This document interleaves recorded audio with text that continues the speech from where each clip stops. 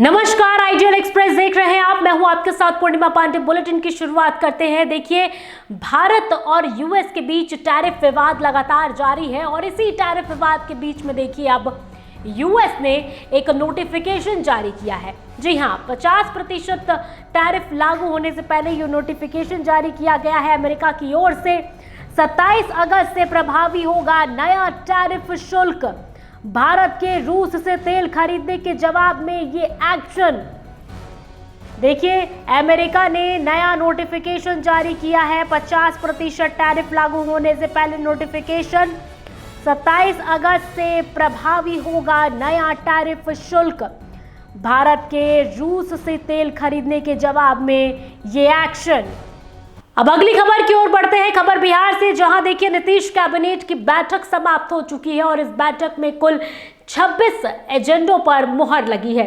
जी हां, महत्वपूर्ण एजेंडों के बारे में अगर बात करें तो उद्योग विभाग के 9 एजेंडों पर मुहर लगी है। बिहार औद्योगिक निवेशकों को प्रोत्साहन पैकेज मिला है।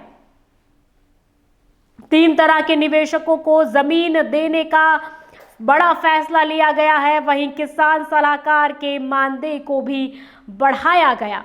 तो नीतीश कैबिनेट की बैठक देखिए अब समाप्त हो चुकी है। सभी की निगाहें इस बैठक पर थी कि आखिरकार बैठक के बाद किन महत्वपूर्ण एजेंडों पर मुहर लगेगी। और ऐसे में बता दें कि इसमें कुल 26 एजेंडों पर मुहर लगी है, जिसमें उद्योग विभाग के 9 एजेंडे पर मुहर लगी। बिहार औद्योगिक निवेशकों को प्रोत्साहन पैकेज, 3 तरह के निवेशकों को जमीन देने का लिया गया फैसला। उद्योग स्थापित करने वाली बड़ी कंपनियों को, बड़े निवेशकों को निःशुल्क जमीन हस्तांतरण का निर्णय लिया गया है। बियाडा के इंडस्ट्रियल एरियाज में वैसे निवेशक जो 100 करोड़ इन्वेस्टमेंट करते हैं और 1000 प्रत्यक्ष रोजगार सृजित करते हैं, उनको परियोजना के हिसाब से 10 एकड़ तक की भूमि निःशुल्क दी जा सकेगी। दूसरी कैटेगरी है कि यदि 1000 करोड़ रुपए का निवेश करते हैं तो उनको 25 एकड़ तक की भूमि डिपेंडिंग ऑन द प्रोजेक्ट दी जा सकेगी। और तीसरा है कि जो फॉर्च्यून 500 कंपनीज है, वो यदि कोई निवेश करते हैं राज्य में तो उनको 10 एकड़ तक की भूमि depending on the project site दी जा सकेगी। तो इससे राज्य में जो बड़ी कंपनियां हैं और बड़े निवेशक हैं, उन्हें भूमि सुगमता से मिल पाएगी बियाडा के इंडस्ट्रियल एरियाज में। और ऐसा अनुमान है कि देश के विभिन्न हिस्सों में जो बड़े बड़े निवेशक अपनी मैन्युफैक्चरिंग कैपेसिटी लगाए हुए हैं, उनमें से कई अब विचार करेंगे कि बिहार में भी वो अपना इंडस्ट्री सेटअप करें। और इन 3 तरह के निवेशकों को जो निःशुल्क ज़मीन का निर्णय लिया गया है, इसमें अब तक जो प्रारंभिक उद्योग विभाग की चर्चा हुई है निवेशकों से, बहुत ही सकारात्मक रिस्पॉन्स नज़र आ रहा है। आने वाले समय में निश्चित ही बड़े बड़े इंडस्ट्रीज राज्य में इंडस्ट्री सेटअप करेंगे। अगली खबर की ओर बढ़ते हैं, जहां मुजफ्फरपुर के एक विद्यालय में 6 वर्ष बाद दीक्षांत समारोह किया गया। जी हां, इसके बारे में आपको बताएं कि दीक्षांत समारोह के मुख्य अतिथि जम्मू कश्मीर के उपराज्यपाल मनोज सिन्हा रहे। वे पटना से बिहार के राज्यपाल आरिफ मोहम्मद खां के साथ एलएस कॉलेज मैदान पहुंचे। यहां उन्हें गार्ड ऑफ ऑनर दिया गया। इसके बाद दोनों विश्वविद्यालय अतिथि गृह पहुंचे और दीक्षांत समारोह का ड्रेस कोड धारण किया। आपको बताते चले कि इस कार्यक्रम के पीजी के 53 मेधावी स्टूडेंट्स को गोल्ड मेडल मिला है। अब अगली खबर की ओर बढ़ते हैं। खबर झारखंड की राजधानी रांची से, जहां देखिए मुख्यमंत्री हेमंत सोरेन ने निरीक्षण किया है कन्वेंशन सेंटर का। जी हां, झारखंड के मुख्यमंत्री हेमंत सोरेन ने राजधानी रांची के धुर्वा स्थित स्मार्ट सिटी परियोजना अंतर्गत निर्माणाधीन कन्वेंशन सेंटर का निरीक्षण किया है। इस दौरान उन्होंने अधिकारियों से परियोजना से जुड़े विभिन्न पहलुओं की जानकारी ली। मौके पर अधिकारियों ने मुख्यमंत्री को बताया कि स्मार्ट सिटी प्रोजेक्ट के तहत वर्ष 2018 में इन कन्वेंशन सेंटर का निर्माण कार्य प्रारंभ किया गया था, लेकिन बीच में ही वह परियोजना ठप हो गई थी। और योजना के मुताबिक इस सेंटर में लगभग 5000 लोगों के बैठने की क्षमता होनी थी। निरीक्षण के दौरान मुख्यमंत्री ने कहा कि आने वाले समय में कन्वेंशन सेंटर की उपयोगिता को राज्य हित में सुनिश्चित करने के लिए एक ठोस और बेहतर कार्य योजना तैयार की जाए। उन्होंने अधिकारियों को निर्देश दिया कि परियोजना का लाभ सीधे जनता और राज्य की जरूरतों से जुड़ा होना चाहिए। इस दौरान नगर विकास एवं आवास मंत्री सुदीप्त कुमार सोनू और मुख्यमंत्री के अपर मुख्य सचिव अविनाश कुमार, नगर विकास विभाग के प्रधान सचिव सुनील कुमार, स्मार्ट सिटी के सीईओ सूरज कुमार, जीएम राकेश नंद कुलियार समेत कई वरीय अधिकारी इस दौरान देखिए मौजूद रहे। अब अगली खबर की ओर बढ़ते हैं। देखिए, झारखंड में सूर्य हांसदा का एनकाउंटर मामला जो है वो पूरा तुल पकड़ता नजर आ रहा है, जहां एक तरफ बीजेपी इसे फर्जी बता रही है तो दूसरी तरफ विपक्ष भी इस पर लगातार पलटवार है। उसके बाद फिर बुआरीजोर कांड संख्या सतीश चंद्र दास वादी जो दरोगा केस करता है, फर्द बयान के आधार पर प्राथमिकी अभियुक्त ये नारायण हांसदा उर्फ सूर्या हांसदा उप मुखिया भी उसको बोला जाता था, और ये गांव डकैता ललमटिया का है। एक कांड होता है गोली चलान के आरोप में अंकित किया गया। अनुसंधान एवं पर्यवेक्षण से यह कांड धारा 399, 402, 307 भारतीय दंड विधान में अभियुक्त के रूप में इसमें भी ये आरोपित है। आरोप पत्र संख्या 65/। यहाँ वक्त है एक छोटे से ब्रेक के बाद जल्द हाजिर होते हैं।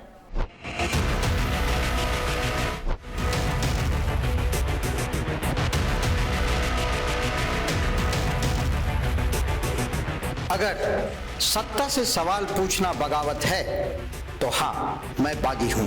अगर सच्चाई दिखाना गुनाह है तो हाँ, मैं गुनहगार हूं। ना डर है, ना दहशत है, ना खौफ तुम्हारे इल्जामों का। पूछेंगे सवाल, तलाशेंगे जवाब और डंके की चोट पर करेंगे सच और झूठ का पर्दाफाश। बरसों पहले जो सफर शुरू हुआ था, अब उसे अंजाम तक पहुंचाने की बारी है। सिर्फ खबर नहीं, अब इंसाफ दिलाने की भी जिम्मेदारी है। लौट रहा हूं कड़े और बड़े सवालों के साथ, फेस टू फेस आशुतोष के साथ, सिर्फ आइडियल एक्सप्रेस पर। बदलते समय के बीच खबरों की दुनिया में आइडियल एक्सप्रेस की एंट्री। खबरों से बनाएंगे अपनी पहचान और रखेंगे निष्पक्ष पत्रकारिता की मिसाल। शानदार टीम, धारदार रिपोर्टिंग, लाइव कवरेज और सटीक विश्लेषण। बिरसा का उलगुलान दिखाएंगे और बुध की धरती पर बढ़ते जुर्म की दास्तां बताएंगे। बंगाल से लेकर सिक्किम और यूपी से लेकर उत्तराखंड की हर छोटी बड़ी खबर से रूबरू कराएंगे। विकास के नाम पर हो रही धांधली बताएंगे और गांव ज्वार से निकलने वाली उम्मीद की किरण दिखाएंगे। सिर्फ पत्रकार नहीं, परिवार की तरह आपका साथ निभाएंगे। हम आइडियल एक्सप्रेस हैं, सच की तह तक जाएंगे। ब्रेक के बाद स्वागत है आपका। खबरों की ओर बढ़ते हैं। अब खबर बिहार से, जहां बिहार में देखिए लालू प्रसाद की बेटी रोहिणी आचार्य ने अब एक बड़ा बयान दिया है और बयान है वोट अधिकार यात्रा को लेकर। जी हां, सबसे पहले तो देखिए उन्होंने वोट अधिकार यात्रा का समर्थन किया। ये मुंह में आवाज दिए, बोली अपने हक के लिए लड़ने के लिए, तो उसके लिए सब कोई मिल करके साथ आवाज उठा रहा है। तो हम भी शामिल होंगे अपने सारण की जनता के साथ। हम भी शामिल कह रहे हैं कि गुमराह किया जा रहा है इंडिया अलायंस के जरिए से लोगों को। तो जो मृत घोषित कर दिए गए हैं वो कहाँ से आए हुए हैं? जो जिंदा उसको अमृत को जिंदा कर दिया गया। सारा तो डॉक्यूमेंट्स आप लोग के सामने है ना। तो मैं तो वही तो बोल रही हूँ कि जिसको कमल नहीं दिख रहा है वो अमृत घोषित है। यात्रा के दौरान तेजस्वी यादव खुल के कह रहे हैं कि हम राहुल गांधी को प्रधानमंत्री बनाएंगे, लेकिन जब राहुल गांधी से सवाल होता है कि क्या तेजस्वी को आप सीएम बनाएंगे तो वो चुप्पी साध लेते हैं। ऐसे में आप कैसे देख रही हैं? बिहार की जनता चाह रही है कि तेजस्वी मुख्यमंत्री बने, है ना। अब बाकी बाकी सब कोई का एक साथ होगा मीटिंग, उसमें लोग डिस्क्लोज करेंगे, आप लोग के सामने थोड़ी बताएंगे। अगली खबर की ओर बढ़ते हैं। देखिए, अमेरिका के कैमूर में फंसे झारखंड के प्रवासी मजदूर अब वापस आ चुके हैं। उन्हें भारत वापस ले आया जा चुका है। आपको बताएं कि 19 प्रवासी मजदूरों में से 17 मजदूरों की सोमवार को वतन वापसी हो गई है। इस कार्य के लिए परियोजना ने सरकार के साथ ही साथ सभी मीडिया और प्रवासी मजदूरों के हित में कार्य करने वाले समाज सेवी सिकंदर अली के प्रति आभार जताया है। अब अगली खबर की ओर बढ़ते हैं। खबर पटना से, जहां केंद्रीय मंत्री धर्मेंद्र प्रधान देखिए एक समारोह में उपस्थित हुए। आपको बता दें कि धर्मेंद्र प्रधान IIT पटना के वार्षिक समारोह में शामिल हुए। मीडिया से बातचीत में उन्होंने कहा कि बिहार आना हमेशा घर जैसा लगता है। धर्मेंद्र प्रधान ने विश्वास जताया कि 2027 तक बिहार देश के विकास और नेतृत्व में अहम भूमिका निभाएगा। शिक्षा को उन्होंने विकास का स्तंभ बताया और IIT NIT जैसे संस्थानों की भूमिका को रेखांकित किया। वहीं अमित शाह के बिल पर विपक्ष के सवालों को खारिज करते हुए कहा कि आजाद भारत में कोई भी व्यक्ति कानून से ऊपर नहीं होना चाहिए। देखिए, जिनकी मन में खोट है उनको डर लगना स्वाभाविक है। क्या देश की कोई व्यक्ति कानून के ऊपर होनी चाहिए क्या? ये एक मूल प्रश्न इस विधेयक के साथ जुड़ा है। ये विधेयक तो अभी मिलित संसदीय समिति को जाएगा, जॉइंट पार्लियामेंट्री कमेटी को जाएगा, सब लोग अपना अपना मत रखेंगे। लेकिन मेरे को लगता है आज़ाद भारत में सभी लोग कानून के अंदर रहनी चाहिए। सिर्फ आप दायित्व में हो इसलिए आप कानून को तोड़ सकते हो। पिछले दिनों में इस प्रकार की घटनाएं दिखने को मिली है, उसको बंद। अगली खबर की ओर बढ़ते हैं। देखिए, गणेश पूजा नजदीक है और ऐसे में बात अगर राजधानी रांची की करें तो इसकी तैयारी यहाँ पर जोरों शोरों से चल रही है और बाजार में बिल्कुल रौनक देखने को मिल रही है। जी हाँ, नमस्कार, जोहार। मैं हूँ आपके साथ गायत्री शर्मा और आप देख रहे हैं आइडियल न्यूज एक्सप्रेस।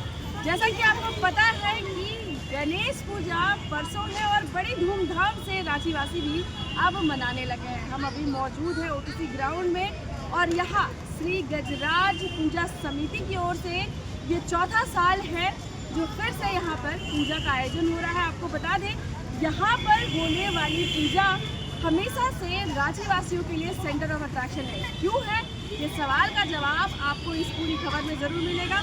फिलहाल समिति के कुछ सदस्य हैं जिनसे हम जानेंगे। भैया, क्या नाम हो गया आपका? क्या कुछ इस बार खास रहेगा रांची वासियों के लिए? यहाँ पे गंगा आरती होने वाला 28 तारीख को, 29 तारीख को जागरण है, उसमें हम लोग संग्राम के विजेता राहुल पांडे को बुलाएंगे। मुख्य अतिथि के तौर पर SDO साहब को हम आमंत्रित करना चाहते हैं। और मेला का भी आप देख सकते हैं कि मेला भी यहाँ पर बहुत ही भव्य आयोजन किया गया है। यहाँ पे बहुत बड़ा झूला लगा है। अच्छा। और हम पूरे दिन भोग का वितरण करवाते हैं। तकरीबन कितने श्रद्धालु यहाँ पे आते हैं, मतलब लमसम कितने आ जाते हैं? लमसम आप मैम बोलिएगा तो 3-4 लाख लोग 3-4 दिन में आ जाते हैं। ये बड़ा रोचक बात इन्होंने बताई, 3-4 लाख लोग इस OTC ग्राउंड में गणपति की मूर्ति देखेंगे। भैया, मूर्ति को लेकर के लोगों में बड़ा उत्साह रहता है कि क्या कुछ खास इस बार मूर्ति में? इस बार कुछ मूर्ति में? जी, मेरा नाम गौरव सिंह हुआ, श्री गजराज पूजा समिति के अध्यक्ष हूँ मैं। मूर्ति में हमारे खास है, मूर्ति हमारे बंगाल के कारीगर द्वारा बनाया जा रहा है, जिसमें आपका श्री गणेश जी एक शेर के सवारी पर विराजमान है। और जो मूर्ति में चमक होती है उसके लिए मतलब एक अलग से मिट्टी होती है, फैब्रिकेटेड मड। हम लोगों ने इस बार अपने मूर्ति में फैब्रिकेटेड मड यूज़ कराया कि उससे साइन आती है। अच्छा, आपके पीछे एक मौत का कुआं इस बार लगने वाला है लोगों के लिए? जी, मौत का कुआं इस बार सेंटर ऑफ अट्रैक्शन है हमारे यहाँ पूजा पंडाल का। ये मतलब पूजा बीते 4 वर्षों से हो रहा है। इस बार हम लोगों ने मतलब जैसे जैसे हम आगे बढ़ते गए, इस बार हम लोगों ने मतलब पूजे को थोड़ा भव्य आयोजन करने का सोचा। अब आप जैसे देख सकते हैं कि मतलब आयोजन लगभग संपन्न होने के कगार पे है। और हमारे इस बार हमारे साथ सूर्य संग्राम के विनर राहुल पांडे जी आ रहे हैं। हमारे जिसमें भव्य जागरण का आयोजन किया गया है 29 तारीख को संध्या 7 बजे से। जी, तो जैसा कि आपने सुना कि यहाँ जागरण का भी आयोजन है, लोगों के लिए मौत का कुआं भी है। बड़ी ही इस बार यूनिक तरीके से मूर्ति बैठाई जा रही है। भैया, पंडाल को लेकर के भी श्रद्धालु काफी विचित्र रहते हैं। इस बार क्या प्रतिरूप आने वाली है लोगों में, क्या है पंडाल का इस बार थीम क्या है? पंडाल का थीम है, पंडाल में एक डमरू है, डमरू के ऊपर शिवलिंग बना हुआ है और काफ़ी आकर्षक शिव जी और गणेश जी का कॉम्बिनेशन। आपका 28 तारीख को गंगा आरती है, वो आरती के जस्ट बाद मतलब 6:30 बजे या 7 बजे के अप्रॉक्स से आपका प्रसाद बंटना प्रतिदिन शुरू हो जाएगा। 26, 27, 28, 29 प्रतिदिन। तो ये सारी डिटेल्स थे। अगर आप रांची में रहते हैं तो यहाँ पे ज़रूर आए। हम आपको लिए चलते हैं कि तैयारी कितनी ज़ोरों शोरों से चल रही है। हालांकि मौसम का रुख बदल रहा है रांची में, लेकिन तैयारी में कोई कमी नहीं आ रही है। आपको दिखाते हैं किन कारीगरों द्वारा ये काम किया जा रहा है, कैसा प्रतिरूप है और किस तरह का रूप है, ताकि जब आप उस दिन यहाँ पर आए तो आप एक अलग लोक कहिए वहाँ पे उसका आनंद उठा पाए, पूरी गणपति जी का आनंद उठा पाए। फिलहाल आप देख रहे हैं आइडियल एक्सप्रेस। अगली खबर बोकारो में देखिए। बोकारो में विभिन्न मांगों को लेकर धरना प्रदर्शन किया गया और ये प्रदर्शन नतुल पकड़ता नजर आ रहा है। इसके बारे में आपको अधिक जानकारी दें कि बोकारो के सेक्टर 4 स्थित नगर सेवा भवन के समक्ष आवास बचाओ संघर्ष समिति विभिन्न मांगों को लेकर धरना प्रदर्शन कर रही है। इस दौरान प्रदर्शनकारियों ने सेक्टर 12 के जर्जर क्वार्टरों को मरम्मत कराने, रिटेंशन बहाली और वैकल्पिक आवास की व्यवस्था जैसे मुद्दों को लेकर जमकर नारेबाजी की। प्रदर्शनकारियों ने कहा कि 5 महीने बीत जाने के बावजूद प्रबंधन ने अपने वादे पूरे नहीं किए। एनबीसीसी को ठेका देने की बात सिर्फ जुमला साबित हुई है। सेक्टर 12 के परिवार आज भी असुरक्षा, रिश्ते, छत और दरकती दीवारों में जीने को मजबूर हैं। बता दें कि प्रदर्शन में बोकारो के पूर्व विधायक बिरंजी नारायण और भाजपा मंडल अध्यक्ष मनोज सिंह भी मौजूद रहे। मैं इनके साथ हूँ, मैंने इनको अपना सहर्ष समर्थन दिया है और बीएसएल प्रबंधन से आग्रह करता हूँ कि अपनी हठधर्मिता छोड़े और जैसे दूसरे सेक्टरों का उन्होंने रिपेयर करने का काम, मरम्मतीकरण करने का काम किया है, वैसे सेक्टर 12 का भी मरम्मतीकरण करें। हो सकता है कि उनके निगाह में सेक्टर 12 जर्जर है, तो अगर जर्जर है तो उसका मरम्मतीकरण हो। अब 200-250 साल पुराने ब्रिज का जब मरम्मतीकरण होता है, 100 साल 150 साल पुराने ब्रिज का मरम्मतीकरण होता है, भवनों का मरम्मतीकरण होता है, तो सेक्टर 12 के क्वार्टर का मरम्मतीकरण करना कौन बड़ी बात है। इसलिए बीएसएल प्रबंधन को हठधर्मिता छोड़कर इनके भावना को समझना चाहिए और भावना को समझते हुए अविलंब मरम्मतीकरण का कार्य करना चाहिए।